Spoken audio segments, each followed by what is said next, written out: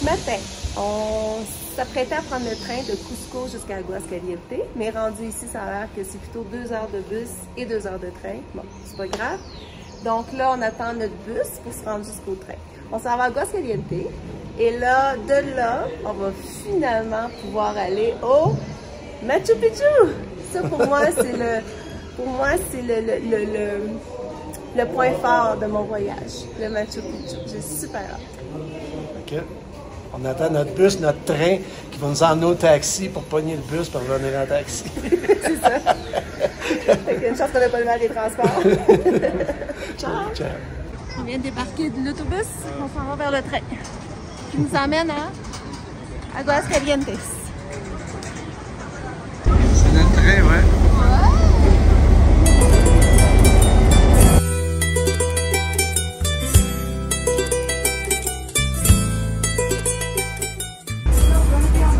On est dans le Vista Train. Il y a des fenêtres, même au plafond. C'est tellement magnifique. On voit toutes les montagnes de chaque côté. C'est un peu cher ce train-là, là, mais il faut sortir de l'argent, il faut le faire. C'est vraiment beau.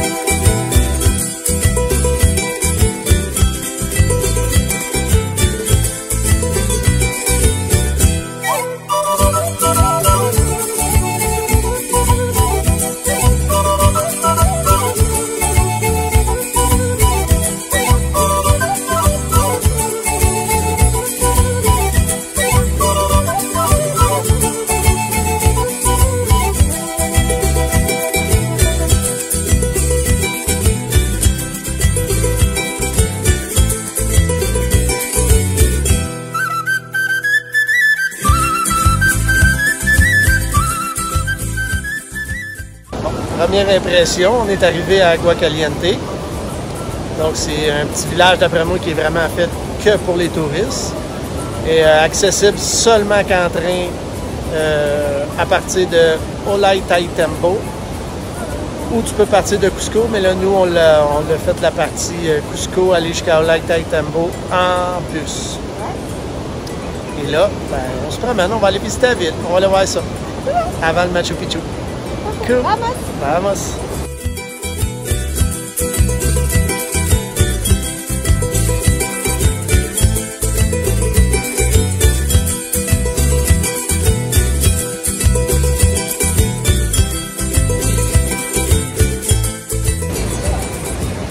Comment se rendre au Machu Picchu? Donc de Cusco, on prend un autobus jusqu'à Ollantaytambo. Et de Ollantaytambo, Aguascalientes est accessible seulement que par train. Et à partir de Aguascalientes, quand tu arrives à Machu Picchu Town, tu dois prendre un ticket. Deux tickets que lui va t'amener au Machu Picchu. Machu Picchu. Puis ça s'est fait très très facilement. Ouais, les billets de train et de bus à partir de Cusco, très facile avec Pirurai, on le trouve sur Internet. Et rendu sur place ici, c'est ultra facile aussi d'acheter le billet du bus pour se rendre au Machu Picchu. Pour venir de Cusco à ici, il y a différents tarifs, selon si tu viens un bus ou un train plus luxueux ou non. Fait que ça, il y a plusieurs tarifs. Mais à partir d'ici, d'Aguascalientes, pour aller au Machu Picchu, on vient d'acheter le ticket de bus. C'était quoi? C'est à peu près 90 sols par personne. Donc 30 pièces? Je dirais une trentaine de dollars canadiens. 30 $ par personne. Aller-retour. Aller-retour. Ouais. Aller-retour. Fait que c'est ça. Le petit mercado d'Aguascalientes. Il y a du stock en tabarnouche, mais on dirait que c'est tout pareil. C'est plein de stock péruvien. C'est bizarre, hein? C'est bizarre, hein?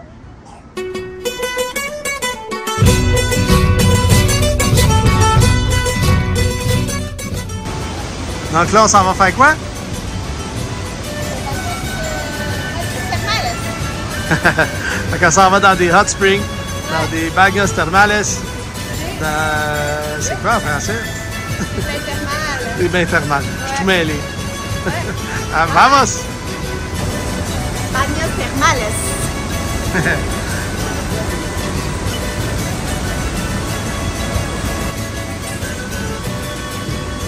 C'est beau, hein? Tout sculpté dans le roc.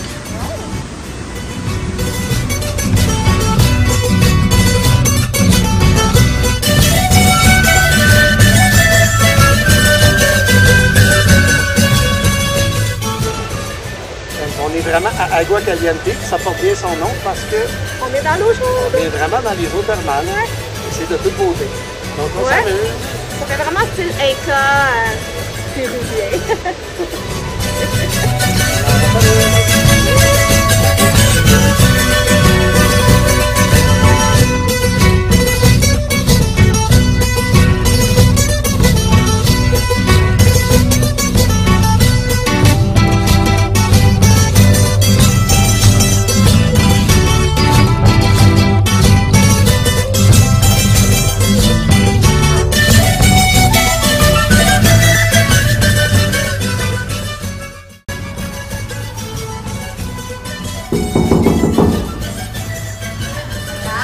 Bienvenidos a Aguascalientes. Regardez comme c'est beau.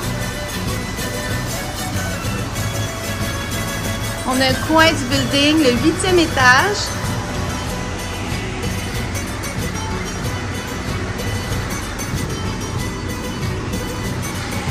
On a tout ça juste pour nous, avec la rivière. Probablement qu'on l'entend sur la vidéo.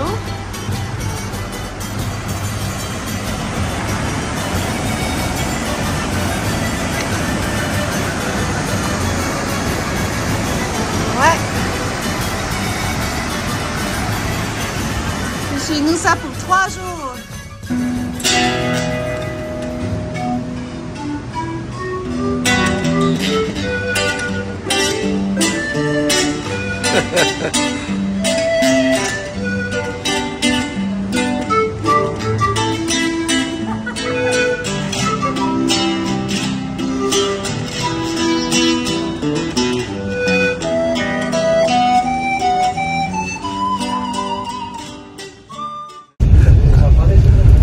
Il est 6 h du matin, on vient de quitter Aguascalientes, on est en bus et on s'en va au Machu Picchu.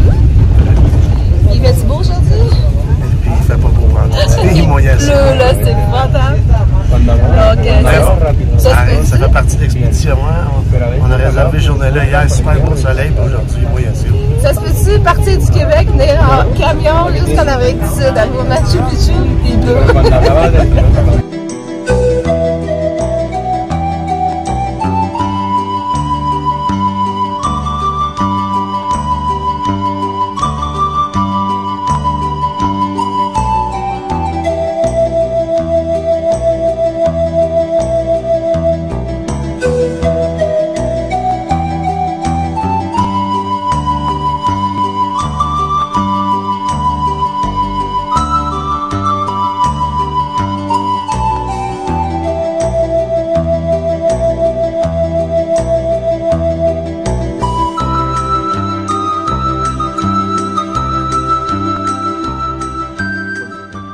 Voici le Machu Picchu.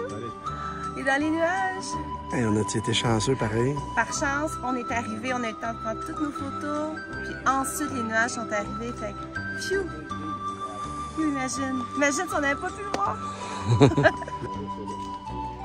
On est sur le chemin que les Incas ont construit il y a très longtemps. Donc les mêmes roches que je dépose mes pieds dessus, eux aussi ont marché ici. En fait, c'était pas leur chemin principal. C'est un chemin qu'ils ont construit au cas où ils auraient une attaque des Espagnols. Donc, ouais, le chemin date pas d'hier. Hein? J'ai une petite confidence à vous faire. Vous savez, on a quitté le Québec il y a environ deux ans et demi. Mais 2 ans auparavant, c'est là que j'ai commencé à organiser le voyage. Fait que, en fait, ça fait 4 ans et demi que je pars du Machu Picchu et du Pérou à Benoît. Donc, pour moi, ici, c'est vraiment un point fort de venir au Machu Picchu. Je suis venue avec mon camion en plus. En fait, le camion est à Arequipa, mais c'est incroyable. Je ne sais pas si on peut apercevoir ici en bas, mais il y a une centrale hydroélectrique qui produit l'électricité. Puis je suis impressionné parce que c'est quand même à travers toutes les montagnes ici, au Machu Picchu. Puis ça fournit 30 de l'électricité du Pérou. Wow. Quand même. Toute une installation hein, pour venir installer ça ici au travers des montagnes et tout. Hein. Ouais. Ouais, c'est vrai qu'il accumule beaucoup d'eau, hein? Voici notre guide, Juan José. Oui, Juan José parle espagnol. Ensuite, c'est quoi les langues que vous parlez? Allemand, français, anglais, 3 langues. Allemand, français, anglais. Wow. Et espagnol, ça fait 4 langues. Langue maternelle. Et quechua. Langue maternelle, quechua. Oui, la langue des Andes. Oui. Oui.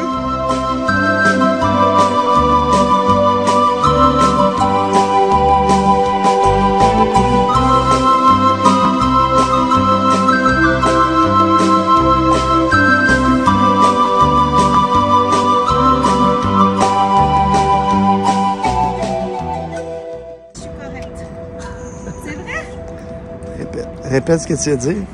Habituellement, j'ai le vertige. Donc là, où toi, t'es posé, j'avais le vertige. Mais rendu ici, je suis correcte parce que je me sens protégée. Je comprends pas pourquoi tu as le vertige. Pourtant, c'est vraiment pas haut. Ici, c'était le chemin. Les Incas passaient par là. Puis vous voyez la planche de bois? Ils enlevaient la planche de bois pour éviter que les Espagnols puissent passer. Donc, ça permettait qu'ils soient protégés. Et quand eux voulaient passer, ils transportaient la planche de bois là, qui sert de pont. Puis les Incas pouvaient passer. Et là, quand ils avaient terminé, ils enlevaient la planche. Donc, les Espagnols qui attaquaient souvent, ils ne pouvaient pas passer par le chemin. Quand même, hein?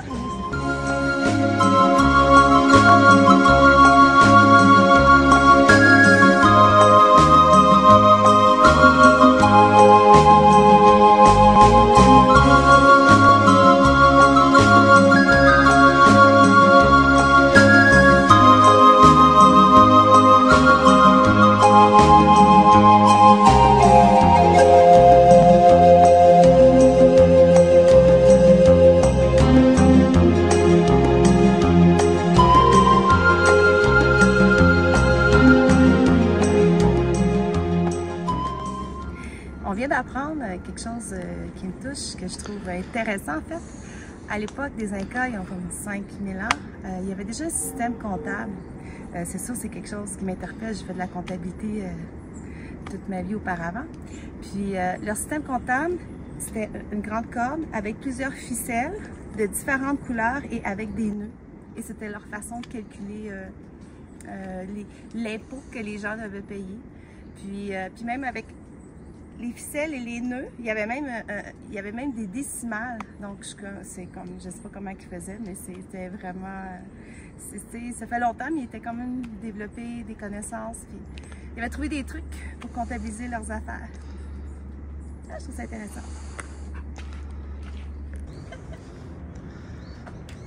Allez, Mélanie, t'es capable.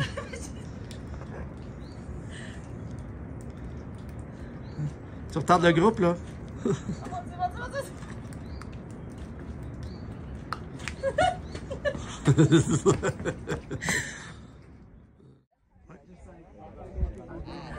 Tantôt, c'était plein de nuages, fait qu'on a décidé d'aller faire la petite route des Incas. Puis quand on est revenu, c'est tout dégagé, juste pour nous. Well, this last one will be the winner. Machu Picchu!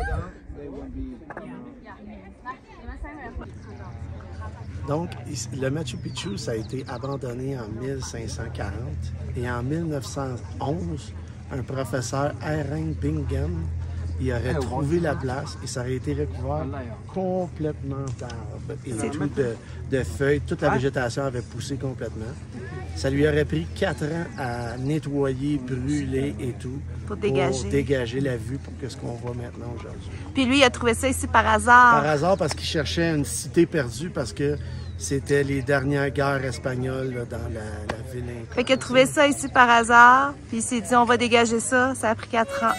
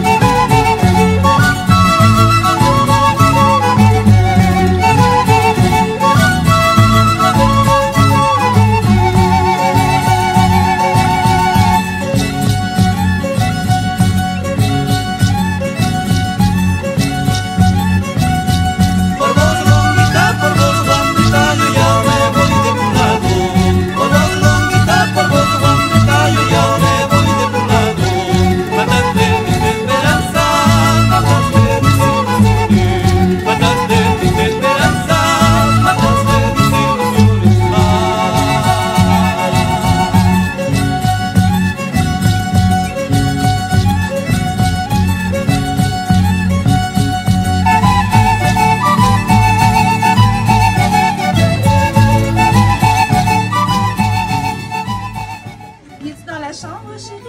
OK, oui. Dortoir.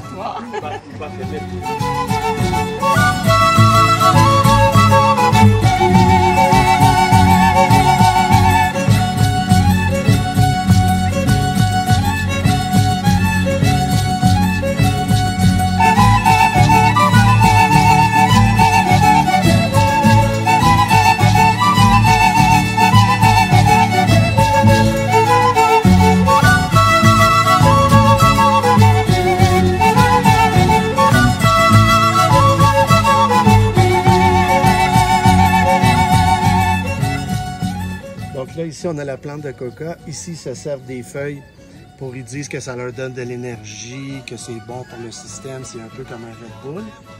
Et le coca, ça prend 125 kilos de feuilles pour faire 1 kilo de cocaïne. Voici l'arbre.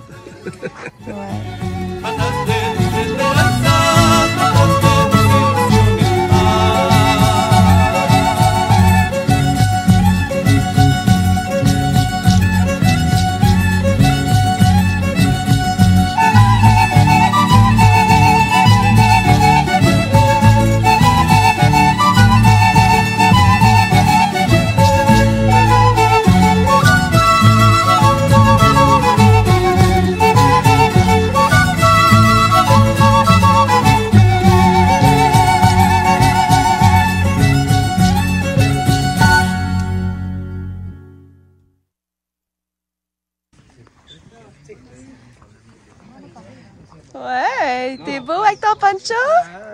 C'est de la classe, hein? T'es de la classe, hein? Wow, montre-le encore. Oh, debout, la main. Les gens, quelqu'un veut le prêter. Ouais, le monsieur là-bas. Merci, monsieur, gracias. Muchas gracias. Vamos una foto. Si?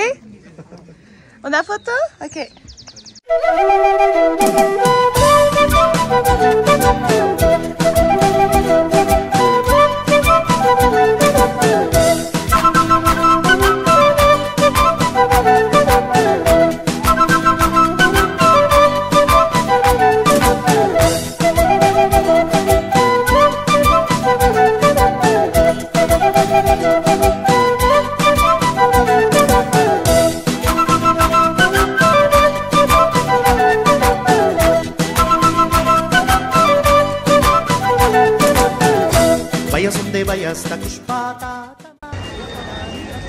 On a fini la visite du Machu Picchu. Là, on a décidé de descendre à pied. Ça, c'est la route à pied. Donc, on descend en bas à pied. Mais ça, c'est la route quand on était monté avec le bus.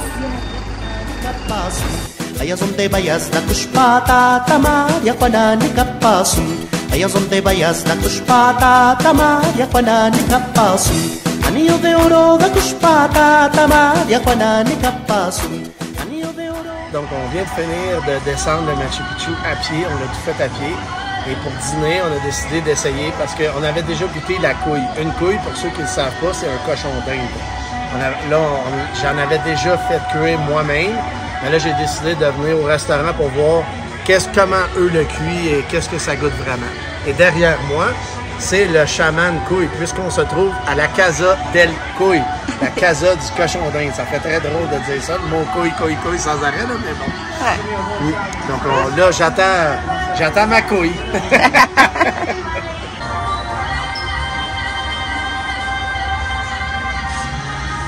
Oh, wow! C'est bien arrangé, hein? Wow! Donc, la couille, le cochon d'Inde, c'est un mets typique du Pérou. Il se mange en moyenne 2 500 000 couilles par année. Mais eux vont le manger dans des occasions spéciales seulement, puisque c'est plus cher que le poulet. Ah, OK. Bon, ben, bon appétit! On essaye ça. Je vois qu'il n'y a plus rien devant toi. Non, j'ai tout mangé. Ouais? Donc, le verdict de la couille. OK. Ils sont meilleurs que moi pour le faire cuire. Ils ont pas mal plus d'expérience, par contre. Mais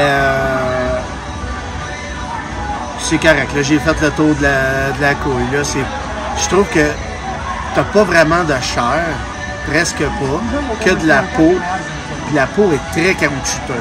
Non, ben la chair est bonne, mais il n'y en a presque pas. Il n'y a presque rien. Ouais, c'est ça. Puis juste dans les pattes en arrière, parce que dans les pattes en avant, il n'y en a même pas. Donc, c'est ça. Mais au moins, avec le chaman Couille et la Casa del Couille, ben, c'était une expérience. C'est fait. C'est fini.